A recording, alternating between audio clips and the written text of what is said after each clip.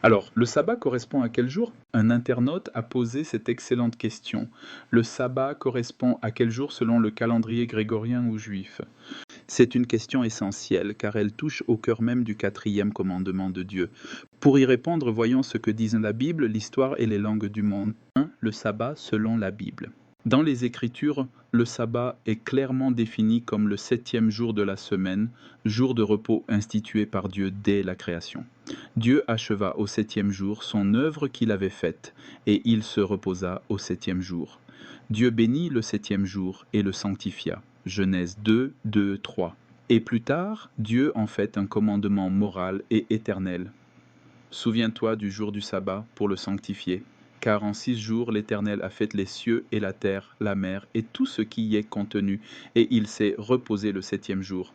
Exode 28, 11, 2. Le sabbat selon le calendrier. Le calendrier grégorien que nous utilisons aujourd'hui n'a pas changé l'ordre des jours de la semaine, seulement la manière de compter les années. Ainsi, le septième jour reste le samedi et le premier jour est le dimanche. Les Juifs, qui observent le sabbat depuis des millénaires sans interruption, le gardent toujours du vendredi soir au samedi soir, ce qui prouve que le sabbat biblique correspond bien au samedi actuel. 3. La preuve linguistique. Même les langues du monde entier en témoignent. Dans de nombreuses langues, le mot pour samedi signifie littéralement sabbat. En espagnol, on dit sábado. En italien, sabato en portugais, sabado en russe, subota en polonais, sobota en grec, sabato en arabe, as-sabt, as-sabt.